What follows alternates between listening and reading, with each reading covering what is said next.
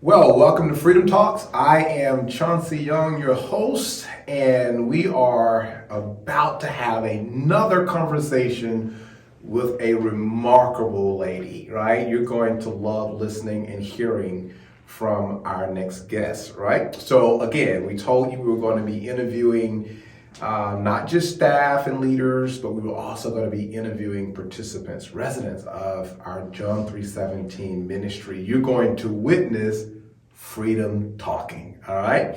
So our next guest goes by the name of Nicki. Welcome to our set, Nicki. Thanks for having me. Yeah, so I want you to kind of tell us a little bit about who Nicki is. Okay. I'm Nicki. I'm 37. I'm from Naples, Texas. I have three beautiful kids, Chance, Mitchell, and Carter, which is 12, 9, and 7. What else? Yeah, that's beautiful. So tell me something. So Naples, Texas. Now I've heard that before. Now, how big is Naples? It's got Dollar General, and that's about it. It's got Dollar General. It That's has important. like a little grocery store. It doesn't. I mean, it's not a big town. There's maybe a couple thousand people. Okay, all right. So not a big area, all right. And that's where you're originally from. You grew up in Naples. I was born in Naples. I was raised in Dallas. Okay, gotcha. Oh, what a change from Naples to Dallas. We moved there when I was about 3. Okay, gotcha. So, but they have a dollar store. Nothing else matters, Nicki. If they have a dollar store, you got everything. We you get need. everything there. Yeah, absolutely, absolutely.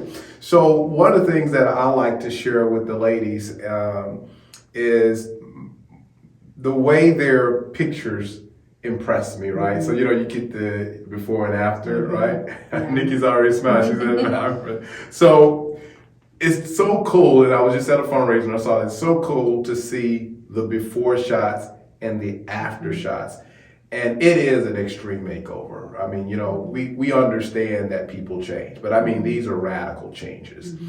I just saw your pictures, right? And every single time I go, oh my goodness, they don't even look like the same person.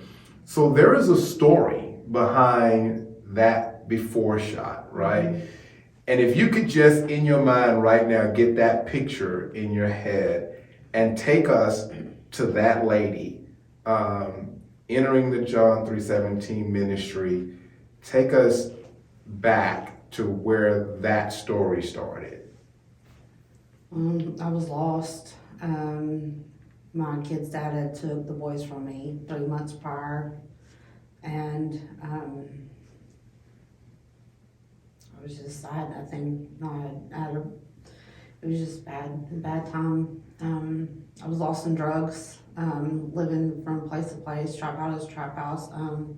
It wasn't ideal. That world was broken. You said you were on drugs.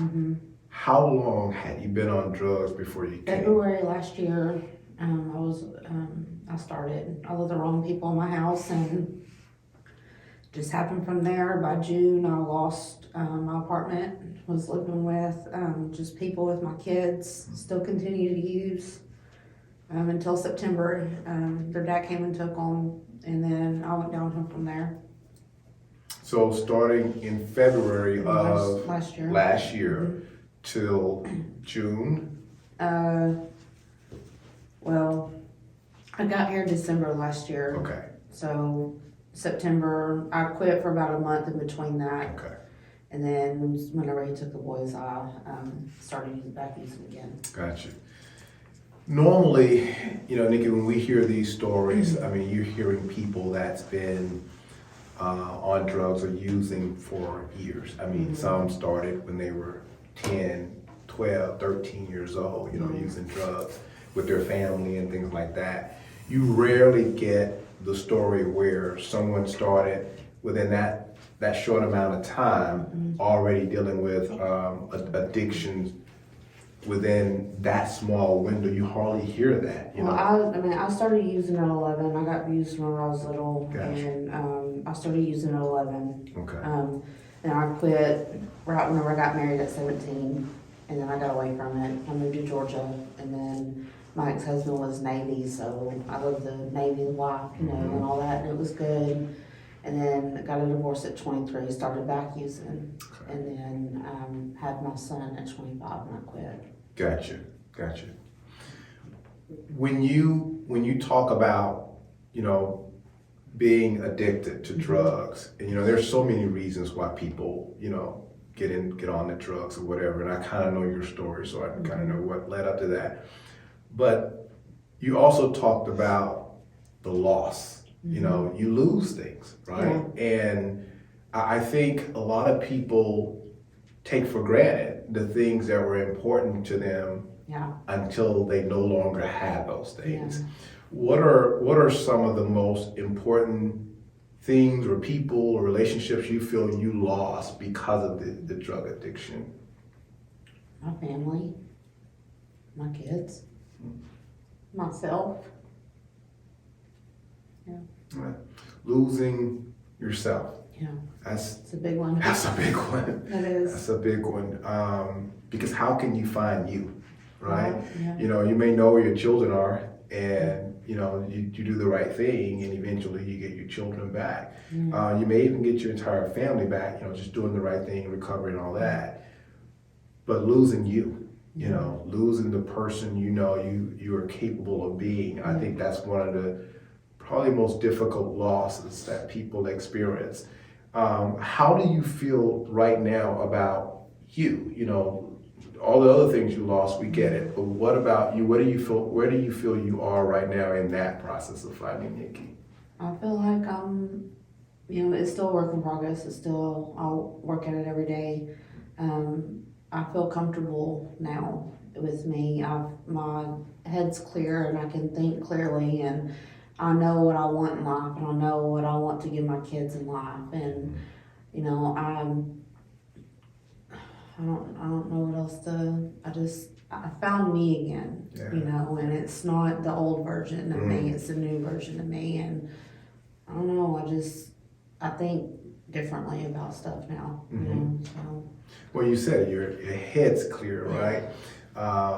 You know, with drugs, addictions, anything else, there's a fogginess there, right? You can't really put the vision together, you can't put the picture together, and you can't prioritize, right? Yeah. So what should be important, you can't really make that the important thing, because the drugs are kind of replacing that, and they're kind of demanding, right, what you give attention to. Yeah. So it's a fight. You're fighting for your life. It's a war. You've been in John 3:17 for how long? Almost 11 months. Almost 11 months, 12-month program. So you're right here. About to. Are you excited about that? I am, but I'm nervous. Yeah. I'm super nervous. I'm excited because I'm getting my kids and everything back, but I'm nervous about getting out there, you know? Yeah. Well, this is a safe place, right? And so you've had an opportunity to be in a safe place for 11 months. Yeah. A lot of people don't get that type of a second chance or third, or how many chances this may be. But a lot of people don't get that type of restart. As a restart, what would you like to restart? What would be the most important thing you like a reset on after graduating the program? Like if you had to start over and start your whole process over, things that you've lost, all that, you get a second chance at that. This is a new opportunity. What are you looking forward to the most as far as your restart, your new start? Just getting my life together for, you know, myself and my kids. You know, I have to find that comfort in myself, and my kids will come along, you know, so just getting me together and getting that, you know, the place and getting my kids back and stuff. Absolutely. 3:17, John 3:17 ministry offers an opportunity, right? And within this ministry, there are different parts of the ministry that helps with different aspects of your life.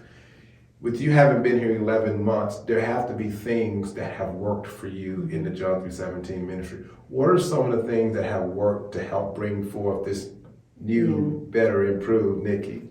Staying in my Bible, helping when there needs to be help, doing anything I can to offer anything that I have, learning how to live with so many women, and be content in that.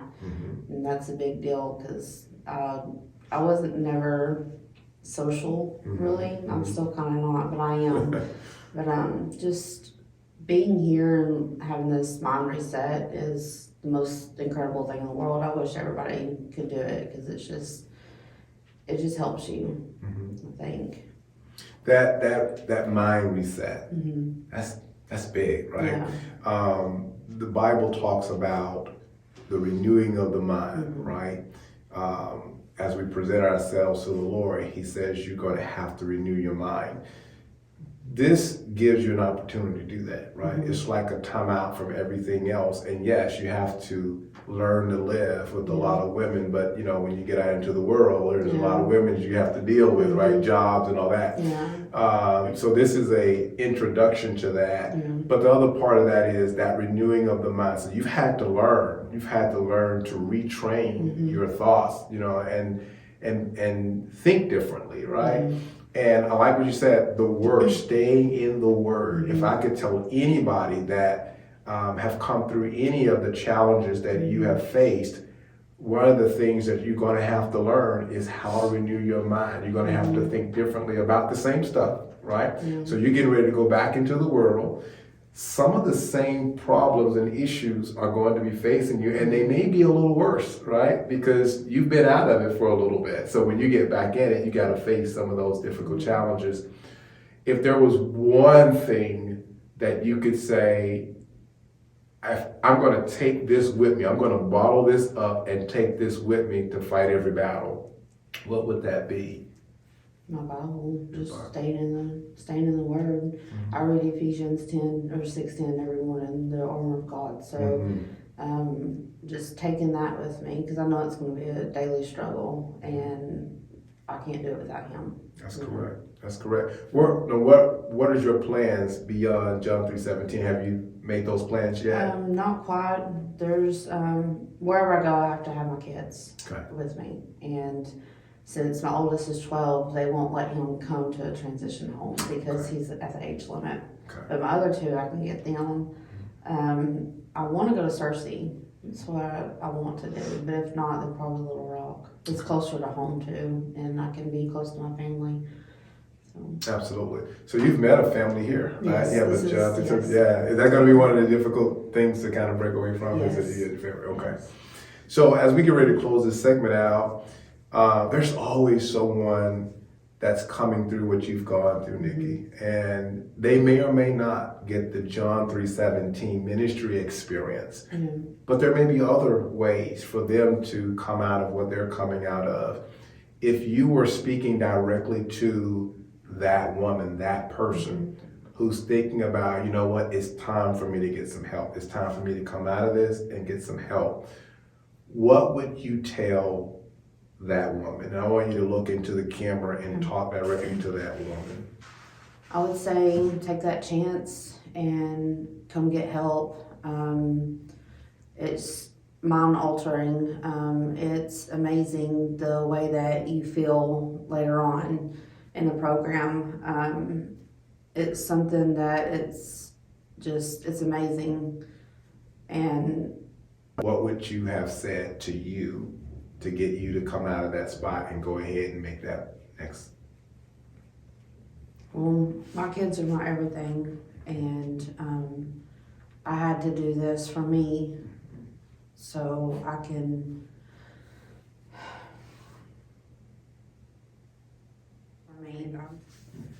because my kids deserve a mom that they can count on and they can be there for. Absolutely. Absolutely. You have been witnessing freedom talking, right? And with that, we'll say, whom the Son sets free, he is free indeed. God bless.